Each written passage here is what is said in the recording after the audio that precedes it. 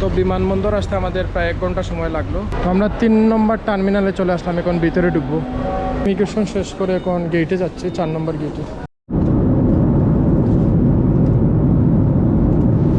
Good morning guys, আজকে হচ্ছে 16 September. আজকে আমাদের লাস্ট দিন, আজকে আমাদের ফ্লাইট 3টায় বাংলাদেশে।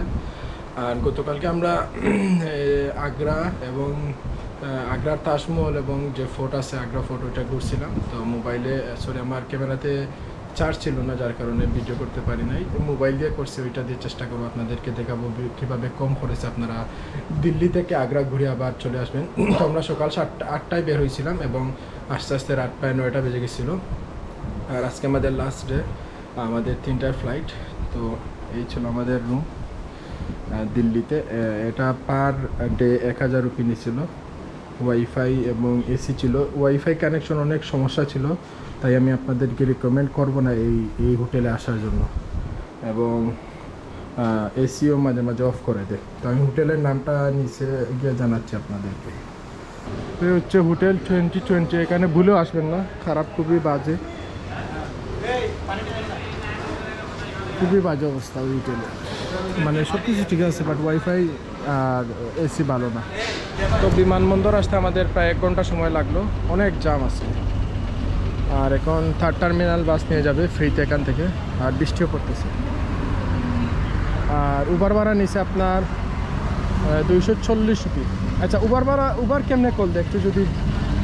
আমরা 3 নম্বর টার্মিনালে চলে আসলাম, এখন ভিতরে ঢুকবো। তো একজনকে জিজ্ঞাসা করলাম যে 3rd টার্মিনাল ডিপার্চার কোন দিকে, কোথাও লেখা পাইতেছি না। তো বললেন উপরে যাওয়ার জন্য। তো আপনারা যদি মানে যে কাউকে জিজ্ঞাসা করলে হেল্প করবে যখন কোনো কিছু পাবেন না খুঁজে বা জানতে চান আর কি। তো বোর্ডিং পাস নিয়ে নিচ্ছি আমরা, এখন আমরা চলে যাবো ভিতরে ইমিগ্রেশনের দিকে। তো আমাদের ইমিগ্রেশন শেষ করে এখন গেটে যাচ্ছি, 4 নম্বর গেটে। এগুলো হচ্ছে ডিউটি ফ্রি শপ, অনেকগুলো আছে।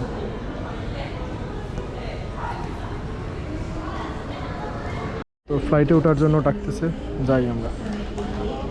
ওই যে আমাদের বিমান, আর এখন ফ্লাইটে গিয়ে উঠবো। কিছুক্ষণের মধ্যে আমাদের ফ্লাইট ছেড়ে দিবে। 3:15 ছিল, 3:40।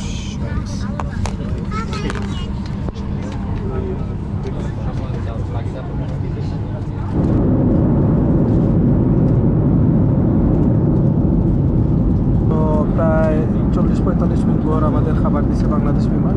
আমরা নন ভেজ নিয়েছি। এখানে আছে কিছু আইটেম, কেক আছে, বন আছে, পানি আছে, সস আছে, বাটার আছে। দেখা যাবে।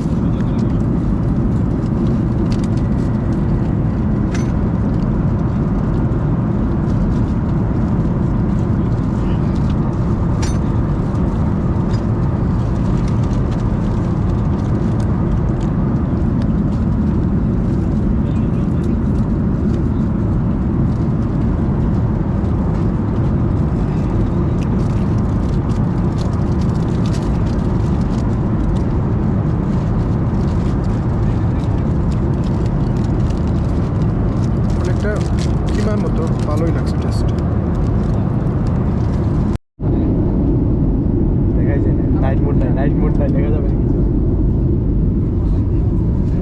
আলহামদুলিল্লাহ 2.5 ঘন্টা জার্নির পর আমরা সফল এবং সুস্থভাবে ঢাকা এয়ারপোর্টে এসে পৌঁছেছি।